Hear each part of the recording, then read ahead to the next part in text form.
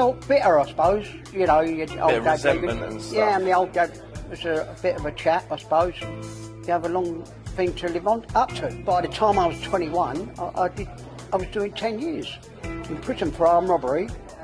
You know, and I met people, all my dad's friends. It was easy when I was in prison because I knew them all from my dad.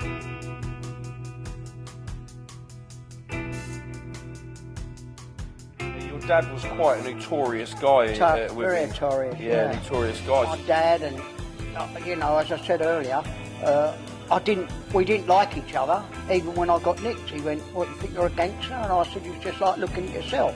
But we was angry all the time. I was angry all the time. You got the 10 years. What is it you got the 10 years for? I robbed security car, and I got 10 years for the robbery, 10 years for allowing myself carrying guns, loaded guns, and 6 months allowing myself to carry. But it all run concurrent. It all went into the first sentence. So we get 10 years each at the base. Today we are here at the Blind Beggar with Brian Emmett, also known as Little Brian. Thank you so much, mate. Thank you, I really appreciate you. I appreciate your time. We have known associates. One of them is your brother, one's Michael. my dad. Yeah, and one is your dad. So, mate, for the guys that are watching you, tell us a bit about your story.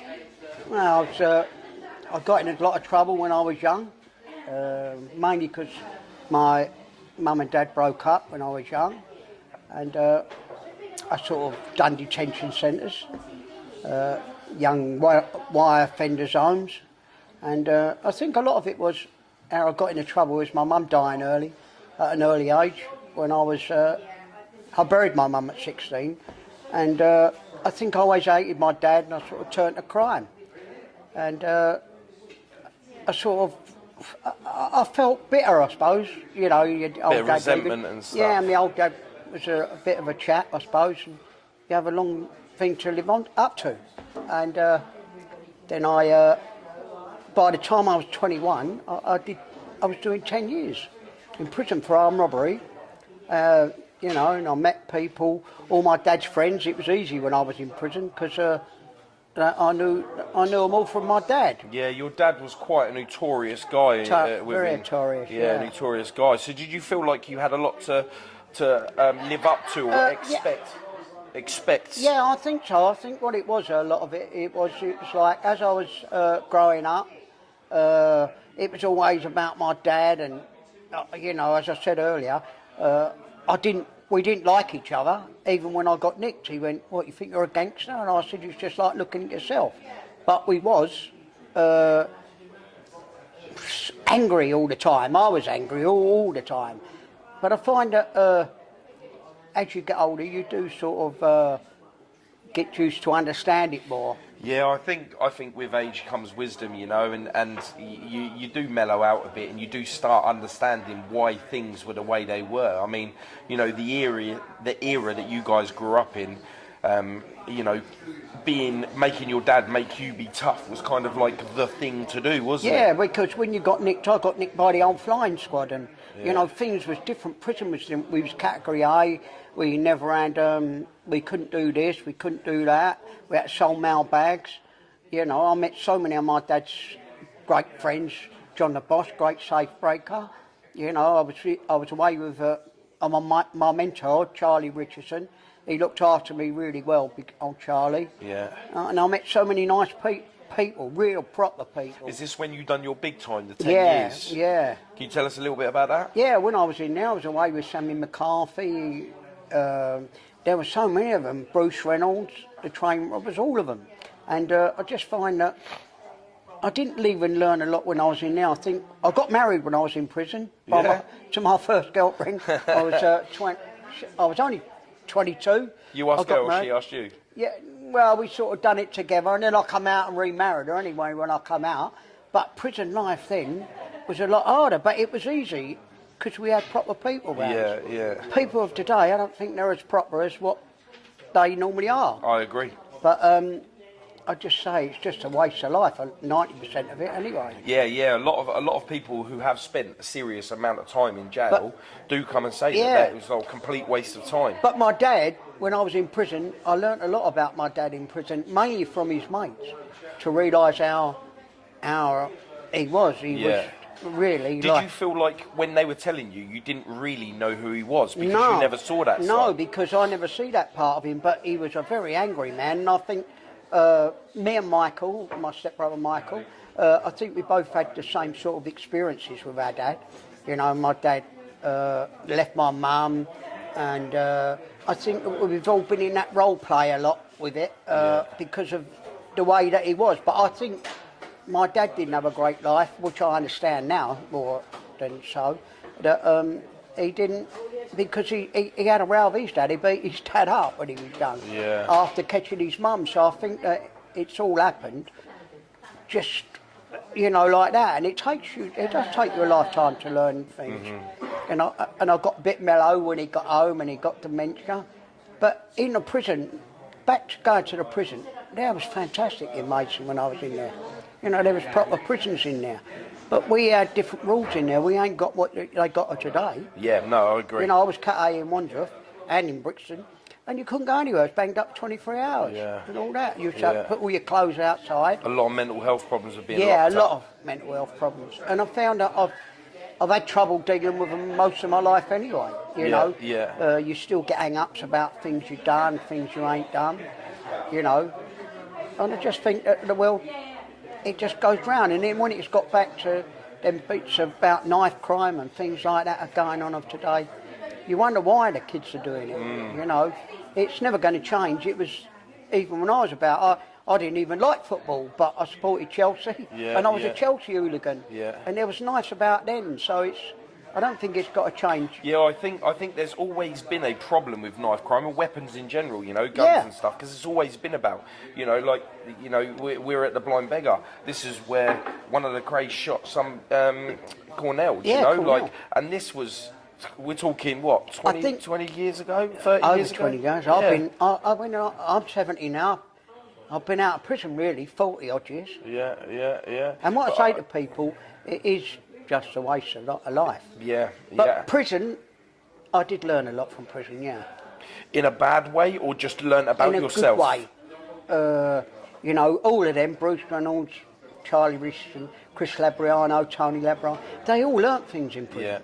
And I found that I did as well, you know, to understand about life. And I think that you can learn in prison if you want to. You know, and it is a really big challenge. But I just think, I've been the same as what I am. I enjoyed to do what I did anyway.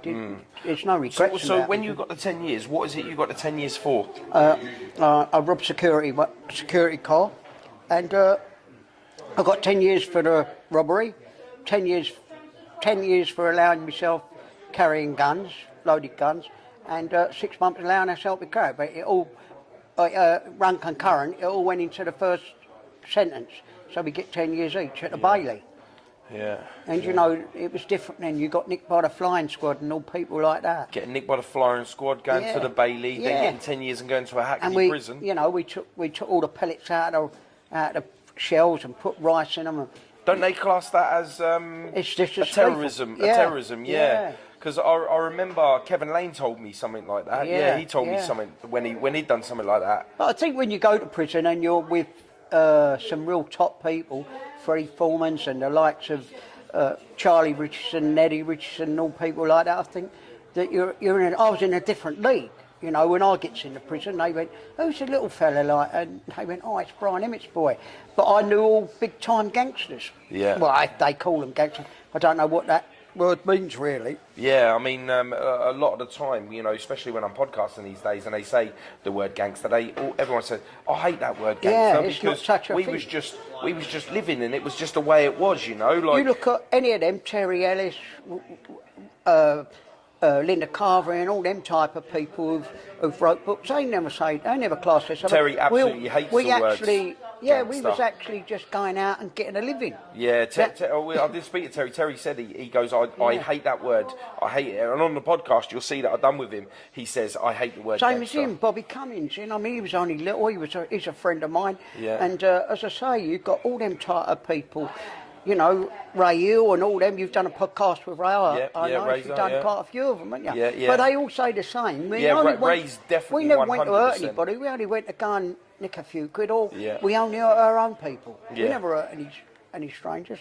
But today, I find that you just get a lucky shot, don't you? If you get, you know, me and you be sitting together, they want you and shoot me. As today, and I just think... Yeah, they won't come in and just direct it at you. They'd probably drive past and just spray the place up. Same as the craze, you know, you didn't just have, back in the day when I was a young man, we had people, you know, you had Johnny Nash or Joe Pyle. Young Joe Pyle's a pal of mine, Teddy Bam Bams and all that. They're all friends of mine, but I'm just saying that we had our own manners. We all had our own manner. And Charlie... I think that Charlie the craze was not the craze. The Richardsons was big time, you know, because I come from South London, so it's different for me. But, you know, I say to people, back in the day, they could all have a fight. Yeah. And there wasn't just one little firm who could have a fight; it was all of them. It's because everybody back then, that was like you sort your problems out, you have a fight, you have a drink, you get back on with it. Yeah. And we was the same like we went to football. They say about knife crime, but you all had knives. Yeah. You know, Clayton. It was mainly Stanley blades with football, weren't it? Yeah, it was Stanley blades. Yeah, Stanley blades. And it was quite horrific. I think now I sort of think about it and I look at it and I sort of think, oh, I pray to God that my grandkids don't get into that. But you know, what can you do? I remember my granddad telling me, he went, you're getting in trouble and all that when you get older. I went, no, I won't. I used to walk out of his house, my granddad's, and I used to think, silly old cunt, was he? You know? But I'm a granddad myself now, and then you sort of realise... Well, when you sit there and think about it, you've become a product of your dad. Yeah. Your grandchildren are now suffering the repercussions of what you did. Yeah. Because the world that we live in now is all, like, put in because of what you put into that side of things. 100% right. I think that, you know, crime on Category A, when I was Category A, I find that prison was completely different. You know, we was banged up all the time. We had like passport books, so that they'd know that we was Cat A's or this or that. And I just found that the world's just changed. Yeah. I don't think the crime's changed because it's never changed. It's always been there, back in the Victorian periods and whatever, the Peaky Blinders, whatever. Yeah. I think that crime's, it's not going to go away easy unless they stiffen up things, like, i.e. what you do even with a bit of knife crime. You know, we can only say so much. That's one of the things I want to get across to a lot of the people. Yeah, that we do is just the message that all of this, no matter how you look at it, you've had so much liberty taken away from you, even like with prison, and then of course you had liberty taken away from you because of your dad as a child. You know, you never got a chance to be the person who you truly wanted to be. But now you are. When my Michael and my dad got nicked for the drug offence, my house was under Robbo anyway. Yeah. And I think that you know, with my dad, he was a big player. Yeah, I didn't know a lot of that until I went to prison myself. Yeah. And then I realised how much... So did you not realise how big your dad was until you went to jail? Well, you know, he's your dad, isn't it? Yeah. It's your dad. I don't care about that. And I found me and Michael thinking, you know, we've sort of got back together one another, you know, being brothers again. I just think that life was harder for us.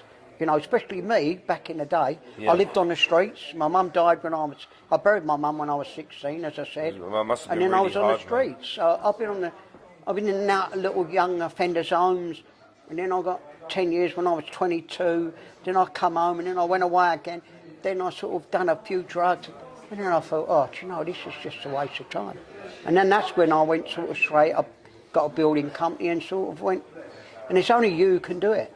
Oh, yeah, 100%. And I say this, it doesn't matter how many people that speak to you with wisdom. Yeah. If you're not ready for the information, you ain't ready for change. No, it's the same thing as what you said. It's like we've all done things. Everybody's got a story to tell. Yeah. You know, and I feel that everybody's got a story they can tell. Well, definitely. We've definitely got the negative story. No matter which way you view any past, there's a lot of negativity within. Because we were coming up in a time where emotion was very physical, where now emotion is very internet based. Yeah. You know, like where before if someone annoyed you way back when, you'd get a slap and then you'd be like, all right, I deserved that, sorry about that, and you know not to do it. Now, if you want to get physical, you'll end up doing like a little cuss out on a video, post it online for the world to see, so you've got global humiliation, and then the reaction from that has to be violence. It is.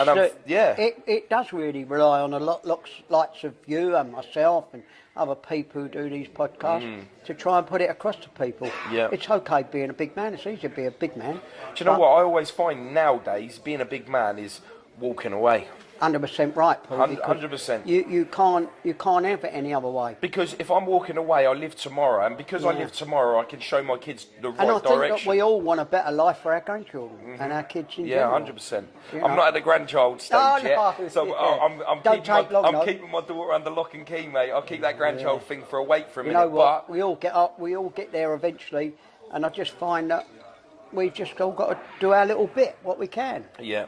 You know, I'm up to help anybody for a bit of that, you know. How do you feel about the world today? Like, you know, because how you grew up, you dealt with it correctly, but like, how do you feel about your grandchildren growing up today? And you being a part of that movement? I remember when I first went to school, and I used to think, God, fuck me, you know, secondary modern, like the kids go, first day. I got picked on a few times, and I thought, you know, I ain't having too much of this. So I had a fight with a couple of they was twins, pair of twins.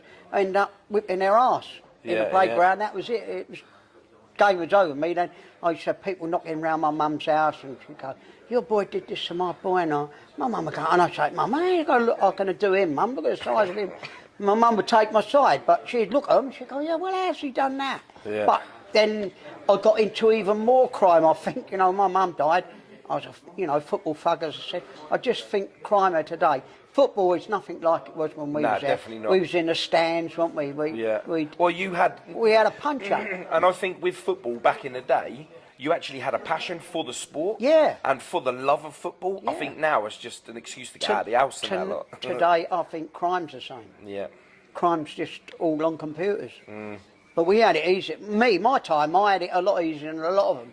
Because the counters, you could fly with a counter in the post office and nick the money back, you know what I mean? It was, times have really changed. Yeah, massively. Could you be a criminal in today's world? Do you know what I think every criminal I've ever spoken to, they've all still got the same buzz, especially going to work on a pavement. I think it's just in general that we all love. It's being that little bad boy, doing that little thing and getting away. And I think that was the buzz. It ain't nothing to do with the money and all that. Yeah. But I did it as a job. I did it as I didn't really want to do any other job. Didn't want to do a 9 to 5. You're just like, I need some money. I wasn't ready. Yeah. But then I used to think of my dad. I used to think, God, you know, blah blah blah. But it's done, you know. And then my dad got nicked with Michael, as you know. Yeah. You know. They spent some time together, together in a cell, didn't they? Yeah. But all my dad's mates, like John the Boss, old Safe Breakers, Fraser. I knew every one of them. He would have been one I'd love to have podcasted. Yeah, Frank, Frank was a great man, you know. I think his niece actually follows me on social media. Yeah. I knocked about with his boys when they was young and things like that.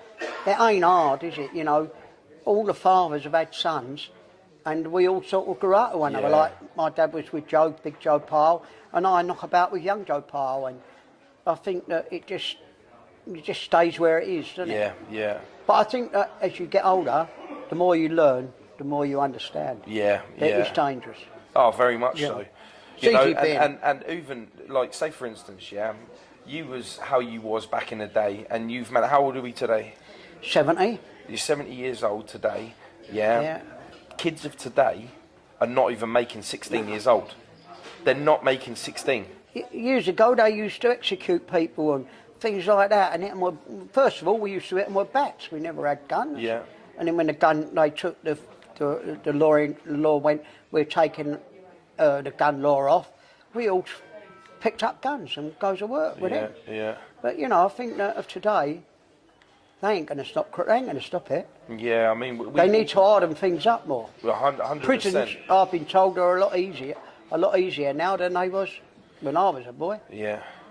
Yeah, I mean, I've got, I lost my brother to the streets, and I know that 4 people got convicted for his murder, and I know, like, in prison they've got, you know, a Video shelf full of games, food. haven't they? Yeah. They've got, you know, in some of the lifer prisons And you're- now, you can you're have a a cat, you can have a budgie, you Yeah. can have. Do you know what I mean? If you're a lifer, you get an animal. You know, it's crazy, mate. I think it is what it is, isn't it?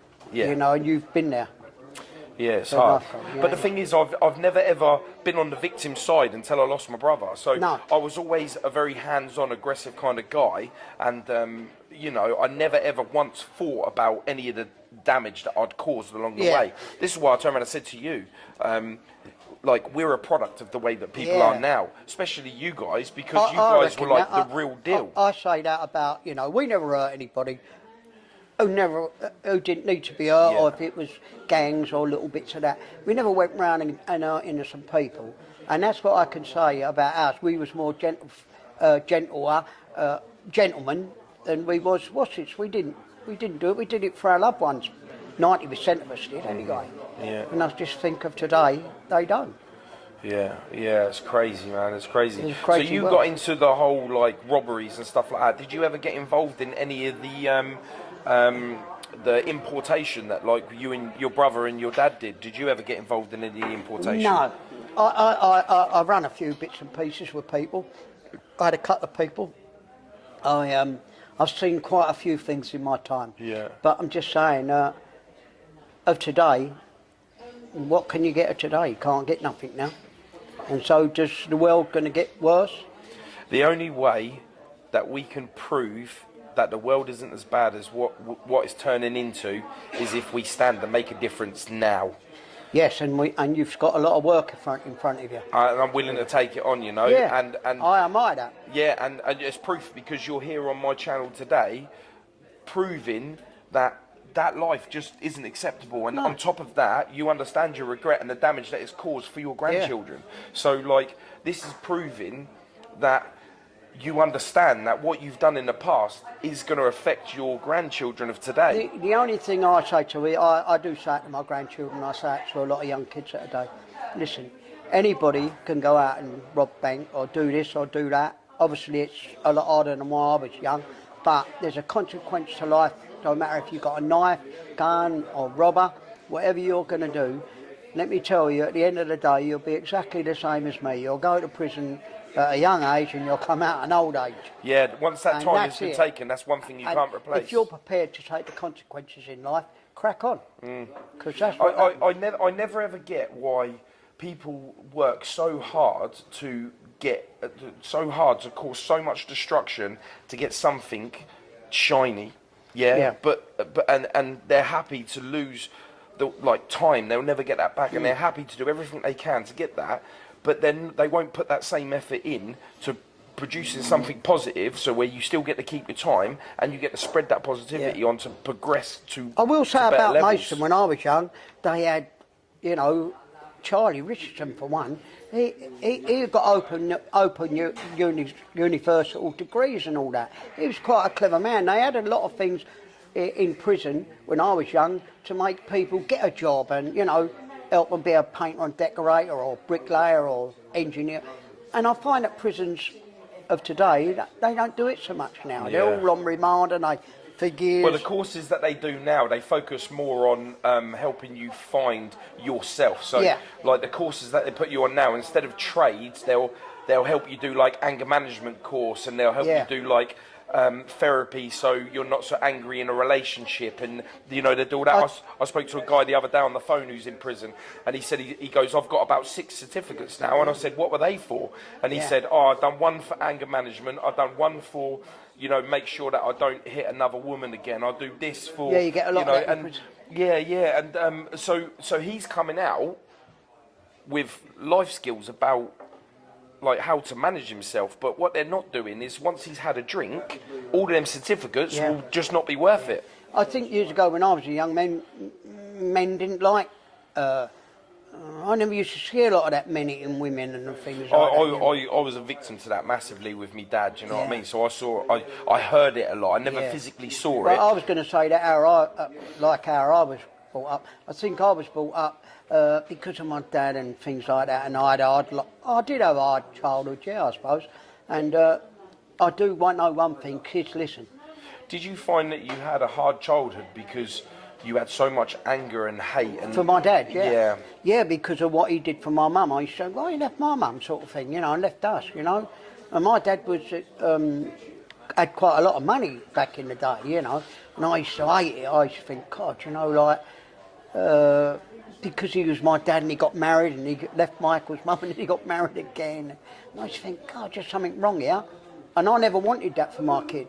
And I only had one. Yeah. And I only had one kid for that reason. Yeah. You know. So you reckon the trauma of Yeah, you it's taking that definitely- I on don't care stopped what you anyone- from I definitely producing believe in, more children? Yeah. You know, it does damage kids. 100%. Kids listen.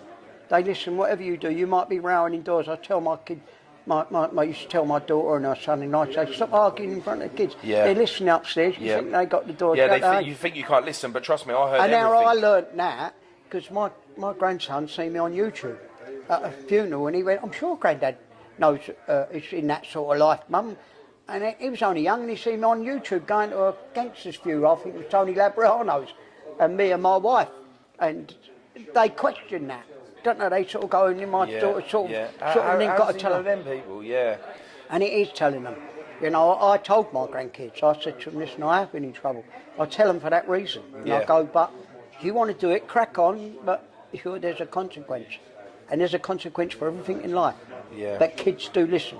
Yeah, 100%. I think 100%. I think that you are And a product 90% of what your kids intake. what we just said about children, they do. And they learn, like I suppose I did from my dad, thought he was a gangster. I thought, oh, I'll try some of that, you know. I don't think it just, you ain't born with it, are you? Yeah, And you ain't born to hurt people. You know, and I just think that we go, oh, just want to try that little bit. Yeah. But when I did it, I actually got into it. But it was mainly a money buzz for me. Yeah. You don't have the money. For how long do you have it for? Well, exactly, because I always say this: the more money you have, the more you give away. Yeah, You're like Robin Hood or Santa Claus, you know, 100%, because yeah. you then start like flashing your cash, and then you get all these people coming around you, thinking that you're the man, and you think that they're your friends, and you buy them the drink. But once that's all gone, so are the people. I remember Charlie saying that to me. Brian, always remember, not even your best friend is your best friend. Oh, really? Yeah. You know, and I think that half of the time they're half right because of the situation. We've all had broken friendships. Oh, we've gone through that tunnel. We say that, but sometimes ain't always like that. I've always been a bit of a loner, even though I've known a lot of people, which I do, but I don't entertain it. I mainly go about on my own a lot. Do you find because you was a part of that world and you'd witnessed a lot of the consequences that come with... Well, yeah, a lot of people have got short tongues. Yeah. You know, and I found that, you know, in life. But, you know, I've got to honestly say, when I was back and I was a criminal, I did have some great friends. Yeah. You know, proper men. Yeah. And I don't think there's that many proper men about today. I agree. And I'm not knocking young crime. They got to do what they got to do. But, you know, I respect anybody if they respect me. Yeah. But the beauty is that today I think that we was more, we was criminals where we'd go out and enjoy ourselves, and we didn't know that type of people. You always see memes and that lot, and they'll go, gangsters of like the 60s to the 80s, 90s were holding doors open still. Yeah, and then they've got like from the 90s to 2000 now. You've got people like Freddie Foreman and all that. That was proper years ago. Yeah. But they never hurt anybody who didn't go on their patch. Yeah. None of them did. You know, and I say that time and time again. I don't know any of them who did. You know, I don't think no one went out, you know, even with a turnout with the twins. It's just like it is today. It's great, you know. But I think that you can get, now with social media, you get hyped up a lot more than what you do, than what you are. You know, as I say, people, you only are what you are. Yeah, well, you're a product of what you absorb, isn't you? Like you do. You know, with this. Yeah. It took me a long time to get to this stage in my life to be able to, and serious trauma, you know, like I've suffered like the worst, and it's been no fault really, or I could put that down. It's me. It's how I accepted the negativity. It's how I projected the negativity. And it's my fault. I think all them Terry Ellis, all these boys who are doing good things for society nowadays, I just find that they, and yourself and people who are doing these podcasts, I think personally it will help generations today. Yeah, I do. I don't as well. think it's out there enough, i.e. like you doing these sort of podcasts. I find that, you know, we don't learn it, you don't learn anything, but you can listen. Yeah. And when you're in your own and you might be listening to this, you might go, oh, silly cunt, or this or that, but you take 90% of it in, because you're watching and listening at the same time. I always say, if you're not ready to absorb the positive from the message that we create within the podcast, you, at some point when you're ready for the change, when something just clicks, you'll remember what we said. And you'll come back to it. Yeah, me, like meeting you, and I met you and through Michael. I think that I've changed my opinion. No, I sort of ready to say, yeah, I'll come and help you. You know, I'll help you boys. You know, do this, because I do think that our children do need to know this. Yeah, and you're right. A few months ago, when we had met for the first time, when I'd come and seen your brother, who I call me Dad. I love him. He looks like your dad. Yeah, I love him. I love him. He's a great guy. But when we come down and you was there, I was absolutely buzzed I got to meet you, because I saw the extended version of Michael's Love. Do you know what I mean? And that was absolutely great. And with that, we was talking, and you had no intentions of doing any podcast. No. And I was like, mate, and you was talking to me, I was like, your message, I have to get out there. You know what I think that it does? I think that younger kids, they do look at YouTube, as you said, they're on it all the time now. My grandson's never off it. Yeah. And they learn and they take it in from that. And I find that of today, of your equipment and what you boys do, I find that people look and listen to it now. They listen more than they did of me telling them, in sitting down and saying this and that. They watch it and they go, yeah, and I don't think that was right, but maybe that was. Yeah. And I think that's what we got to, you know. And I'm always there willing to help now. Yeah. And I wasn't like that. I used to think, oh, knife crime. I've done it myself. Same. I've done it myself. So I sort of think to shudder. That I sort of think to myself, blah. Most of the crime that I'd done when I was younger with violence had been with weapons and stuff. Yeah. I could have a row, do you know what I mean? I could have a fight, but there was something not right in my head that made me use the weapons. Yeah. And when I first sat there and I started doing things, I was like, how can I put the positive message out there? Yeah, where and you're doing it yourself. And when I was doing it myself, and it got to the point, and I was like, do you know what? I've changed now, and because of that change, I can look back over what I've done and have the experience to put in what it is that I'm doing. I agree with you 100%, Paul, because I felt the same over the years. I say to people, listen, it ain't the right thing to do, go out and rob and threaten people with guns. Sometimes I haunt and I think, God, the people I've laid on the floor with guns at their heads, and they could have had a heart attack, could have been my own mum, our own family. And, but you don't know how to repent it, so the only way is to try and give a little bit back and say, listen, it is all. But the good thing is, you opened your eyes, you found yourself, you understand the rhyme with the reason. I understood it a lot more, me meeting Michael, and I used to think my Michael had a lot in it, in the God bit, I got him out of things. But then, as time's gone on, you start realising you meet guys like you, and it's happened to you with your brother, and you start realising there's a lot of people out here who do care. Yeah, it's true. And I think that we just need to put it across. And it's only when you open yourself up to being positive that you do bump into these and people. And we're not all bad people. No, of course not. I love you guys. Like, you guys are family to me, And I say to people, it does need a lot of help out there. Yeah. And I'll be willing to help, mate. And I appreciate that very, very much. And I appreciate you taking time today. I mean, my pleasure. We're down at a Blind Beggar. We managed to get in here, and even though we've got some background noise and it's been absolutely. At least it's got a little atmosphere. But it's got like a real good atmosphere. Yeah. Even when we was in here and it wasn't that full, you could just see, and I can visualise where the shooting happened. Yeah. And it's got that nice, and hearing the people talking in the background a little bit, it's kind of got that little edge to it. As I said to you about the twins, my dad knew them, obviously he did, and my dad had arguments with people, but do you know what, they've all had a story they could have told, and they'd have probably told a different story from everybody else, what they tell. Yeah. Stories, as you know as well as I do, always get blown up and exaggerated. We can all do it. As you said, great experience, for you to do a podcast. What I find is because you've had the experience from your brother. Yeah. Yeah, Unless you get it from here, yeah. that's all you get it from, innit? Yeah, 100%. All experience from trauma, and I think every single one of us have been a Got a victim story. of it. Yeah. Every single one of us, because I don't think if you never had trauma, you kind of haven't lived. But at the same time, it's not fair that you have to be absorbed in somebody else's trauma. Somebody else is a part of the plan. I always say that about. They used to say it takes a lifetime to learn anything. And believe me, I've had the lifetime. Yeah. You know, and I sort of think, as I got older, you do realise there's more. Yeah. And there's more and more you need to learn about it. Yeah. You know, and I think... I see a lot of people of today, and they're so aggressive. Like, and I remember being just like that, and they're so aggressive, and they think they do one thing, like they'll smack some nobody up at a club one night, and then they've got that reputation forever. Do you think that there's nothing out there for the kids? But, like, listen...